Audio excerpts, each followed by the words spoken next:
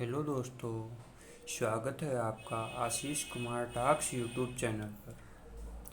मैं आज आपको पढ़ाऊंगा भारतीय संविधान का बहुत महत्वपूर्ण टॉपिक मौलिक अधिकार एवं मूल अधिकार।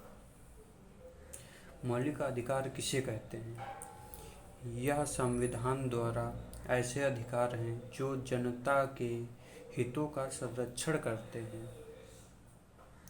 इसका उल्लेख भारतीय संविधान में भाग 3 अनुच्छेद 12 से 35 तक है। इसे मैग्ना कार्टा भी कहते हैं। भारतीय संविधान में मूल रूप से 7 मौलिक अधिकार थे। 44वां संविधान संशोधन 1978 द्वारा संपत्ति के अधिकार को हटाकर कानूनी अधिकार बना दिया गया।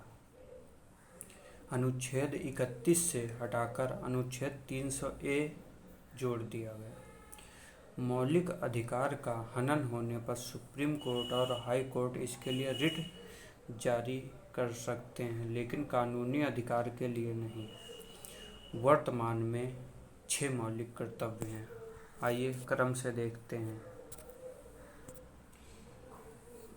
पहला है समानता का अधिकार 14 से 18। दूसरा है स्वतंत्रता का अधिकार 19 से 22। तीसरा है शोषण के विरुद्ध अधिकार। चौथा है धार्मिक स्वतंत्रता का अधिकार 25 से 28। पांचवा है शिक्षाएं अल्पसंख्यकों के शिक्षा एवं संस्कृति का अधिकार 29 एवं 30। छठा है संवैधानिक उपचारों का अधिकार अनुच्छेद 32। चलिए इसको विस्तार रूप से देखते हैं और इनसे बहुत सारे प्रश्न आएंगे, इसीलिए इनको बारी बारी से अध्ययन करना बहुत ज़रूरी है। इसके बाद में जो अनुच्छेद दिए हैं इनको अध्ययन करेंगे। कौन सा मौलिक अधिकार कौन से अनुच्छेद से कौन से अनुच्छेद तक है, सारे मौलिक अधिकार को क्रम से याद करना बहुत ज़रूरी है। आइए देखते हैं कितनी आसानी से याद कर सकते हैं। पहला है समता एवं समानता का अधिकार अनुच्छेद 14। अनुच्छेद 14 में दिया है विधि के समक्ष समानता। अनुच्छेद 15 में दिया हुआ है धर्म, जाति, लिंग, जन्मजात आदि के विभेद पर रोक। अनुच्छेद 17 में अस्पृश्यता का अंत मतलब छुआछूत का अंत। अनुच्छेद 18 में दिया गया है उपाधियों का अंत। फिर आगे देखते हैं स्वतंत्रता का अधिकार अनुच्छेद 19 अभिव्यक्ति की स्वतंत्रता। इसमें 6 प्रकार की स्वतंत्रताएं बताई गई हैं। पहला है बोलने की स्वतंत्रता। दूसरा है शांतिपूर्ण इकट्ठा होने की स्वतंत्रता बिना हथियारों के। तीसरा है सभा या समूह बनाने की स्वतंत्रता।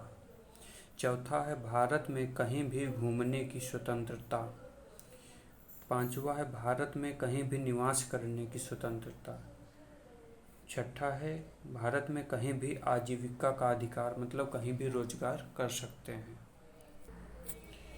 स्वतंत्रता का अधिकार वह अधिकार है जो भारतीय संविधान द्वारा जनता को दिया गया है कि स्वतंत्र रूप से अपने व्यक्तित्व का विकास कर सके, ताकि उसके विकास के माध्यम से देश का विकास हो।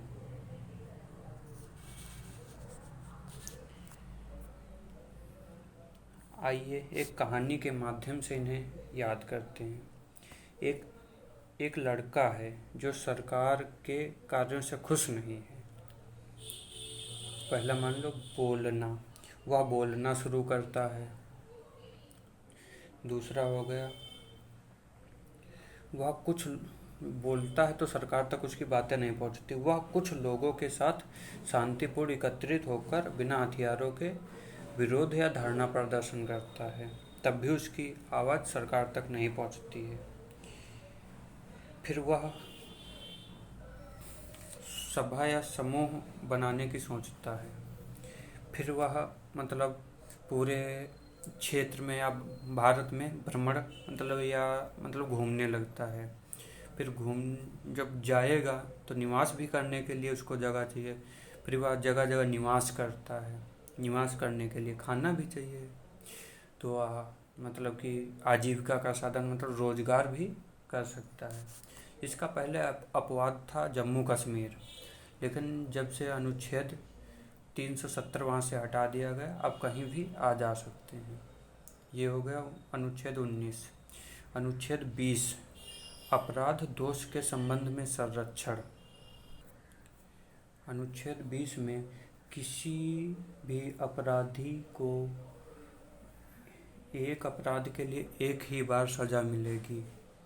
मान लो जैसे 2022 में किसी अपराध के लिए 6 माह की सज़ा थी, 2023 में 5 वर्ष हो गई, तो उस अपराधी को 6 माह की ही सज़ा मिलेगी, मतलब 2022 के अनुसार ही मिलेगी। और उसको खुद के विरुद्ध गवाही देने के लिए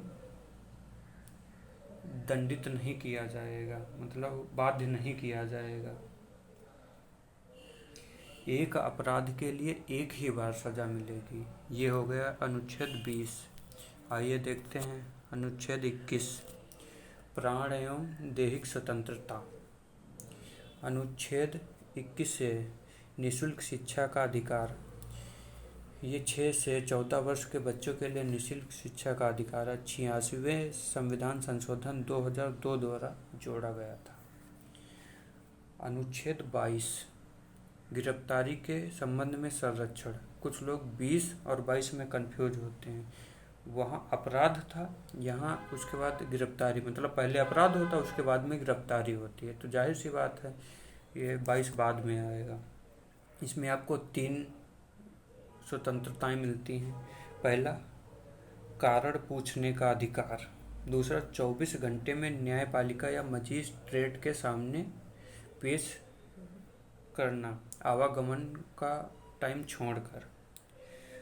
और मनपसंद कानूनी सलाहकार या वकील चुनने का अधिकार। अब देखते हैं अगला, शोषण के विरुद्ध अधिकार। अनुच्छेद 23 मानव व्यापार, बलात् श्रम, बंधुआ मजदूरी पर निषेध, मतलब रोक। अनुच्छेद 24 14 वर्ष से कम उम्र के बच्चों के श्रम पर रोक।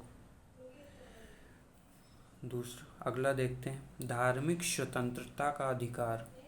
अनुच्छेद 25 धार्मिक मानने, आचरण एवं प्रचार करने की स्वतंत्रता। अगला देखते हैं अनुच्छेद 26 धार्मिक प्रबंधन की स्वतंत्रता।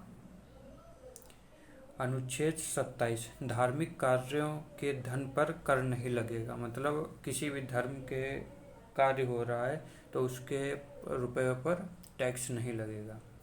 अनुच्छेद 28 धार्मिक शिक्षा व उपासना में उपस्थित होने की स्वतंत्रता।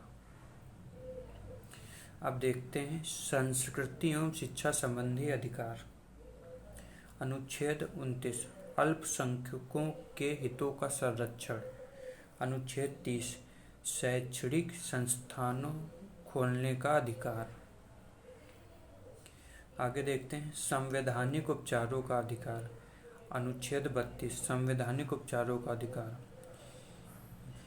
यदि आपके किसी भी मौलिक अधिकार का हनन होता है तो सुप्रीम कोर्ट, हाई कोर्ट इसके लिए 5 संरक्षण के लिए रिट जारी करता है। सुप्रीम कोर्ट अनुच्छेद 32 के तहत 5 रिट जारी करता है। हाई कोर्ट इसके लिए 226 के तहत रिट जारी करता है। आगे देखते हैं इसके लिए कौन सी रिट जारी होती है। पहला है बंदी प्रत्यक्षीकरण। बंदी प्रत्यक्षीकरण का अर्थ है 24 घंटे में मजिस्ट्रेट के सामने पेश करना। दूसरा है परमादेश, मतलब आदेश। सुप्रीम कोर्ट या हाई कोर्ट आदेश जारी करता है कि सरकारी अधिकारी जो अपने कर्तव्यों का निर्वहन नहीं कर रहे हैं उनके लिए रिट जारी करता है। तीसरा है प्रतिषेध। ऊपरी न्यायालय निचले न्यायालय को आदेश देता है कि जो आपके अधिकार क्षेत्र से बाहर है वहाँ पर कार्य ना करें। चौथा है उत्प्रेषण। यहाँ हाई कोर्ट, डिस्ट्रिक्ट कोर्ट को सुप्रीम कोर्ट जो है आदेश देता है कि अपने लंबित मुकदमों को अब सुप्रीम कोर्ट भेज दें जो उनके अधिकार क्षेत्र से बाहर हैं। पांचवा है अधिकार प्रक्षालेख। जब कोई ऐसा पद अधिकारी के रूप में कार्य करता है जो वैधानिक रूप से अधिकार नहीं है, तो न्यायालय अधिकार परीक्षा के द्वारा आदेश जारी करता है, उससे पूछता है कि वह किस अधिकार के रूप में कार्य कर रहा है। जब तक न्यायालय को संतोषजनक उत्तर नहीं देता वह कार्य नहीं कर सकता। इसके संबंध में कुछ प्रश्न। पहला प्रश्न है, कुछ मौलिक अधिकार केवल भारतीयों को प्राप्त हैं। आंसर है अनुच्छेद 15, अनुच्छेद 16, अनुच्छेद 19, अनुच्छेद 29, अनुच्छेद 30।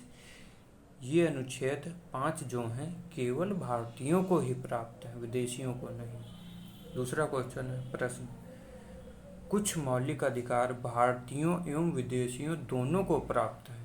आंसर है अनुच्छेद 14, अनुच्छेद 20, अनुच्छेद 21, अनुच्छेद 21 से अनुच्छेद 23, अनुच्छेद 24, अनुच्छेद 25 से 28।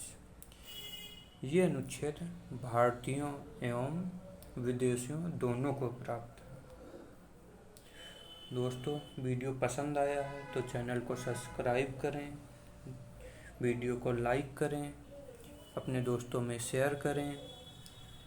जय हिंद।